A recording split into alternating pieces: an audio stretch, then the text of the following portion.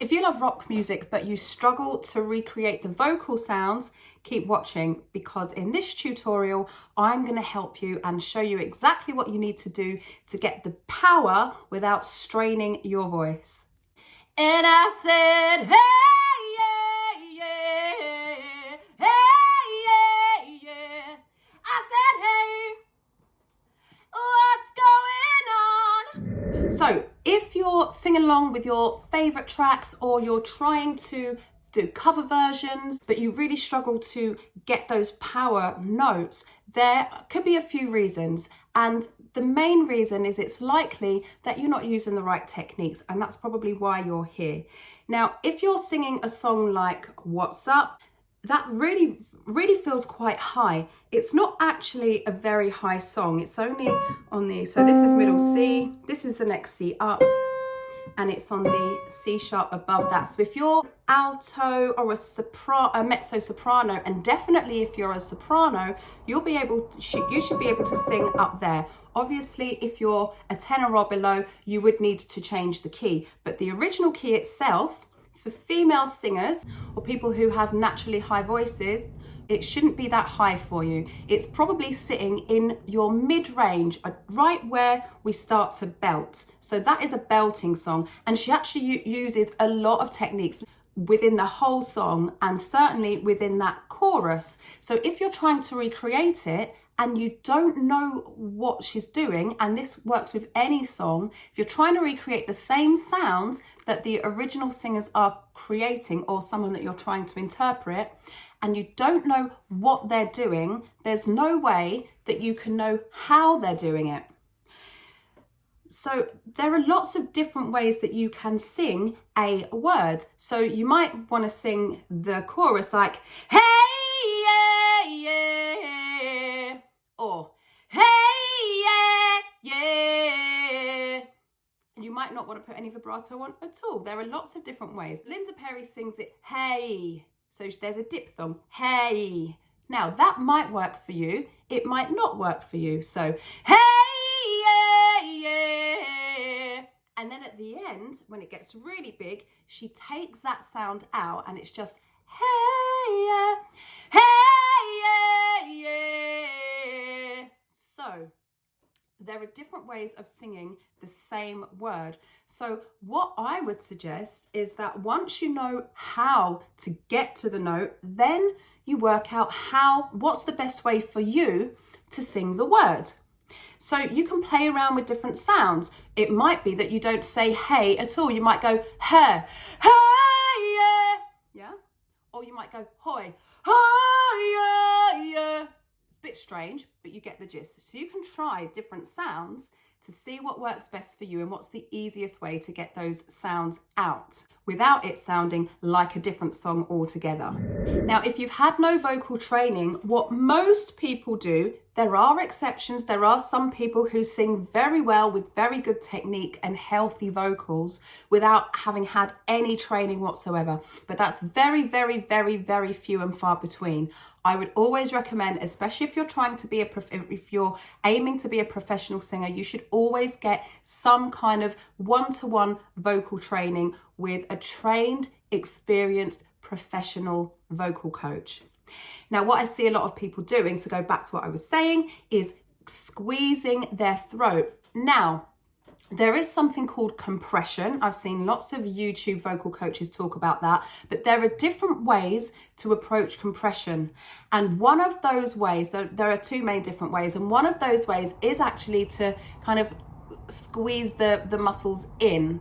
However, it's very hard to do, and it usually doesn't work properly.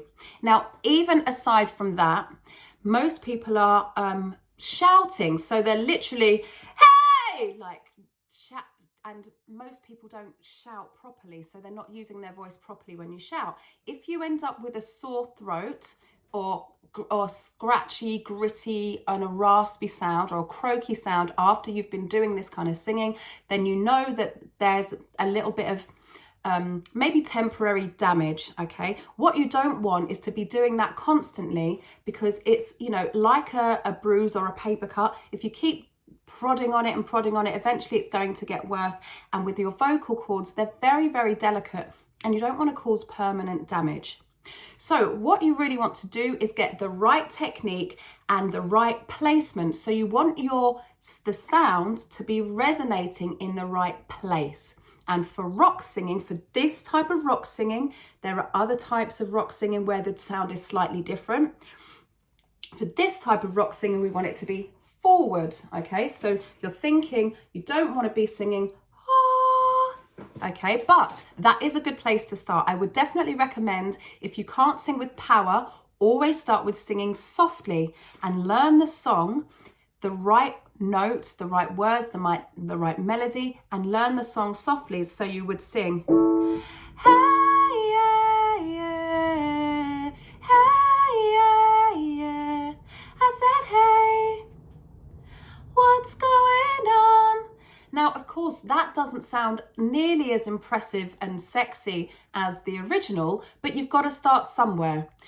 You hopefully wouldn't run a marathon the first time you try running without doing any training first. You would start and you would build up, you would do some research, you would maybe join a running group, you know, and build and work your way up. Now, when it comes to singing, you can't see or feel your vocal cords. So if you get an injury when you're running, you're going to know about it. If you get a vocal injury, it's very unlikely that you're going to know about it until it's too late. So the best thing to do is avoid it and avoid the bad habits first, because it takes longer to undo bad habits than it does to create them in the first place. So with this forward placement, what you want is to use a sound like na, and you can go na na na na na na na na na.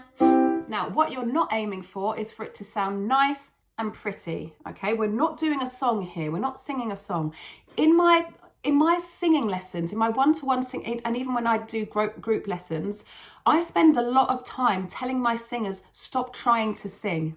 Because as soon as you try to sing, that's when you start judging the sound. It's when you start judging your ability and trying to do something that your voice isn't supposed to do. So what I do is I teach you how to work with your voice rather than fighting it and trying to force it to do something that it can't do. So with power, with belting and those, hey, yeah, right? You have to be able to know how to do it properly, because shouting isn't going to get you there. It might for a couple of gigs, but if you do that consistently, you are going to cause problems. So try this.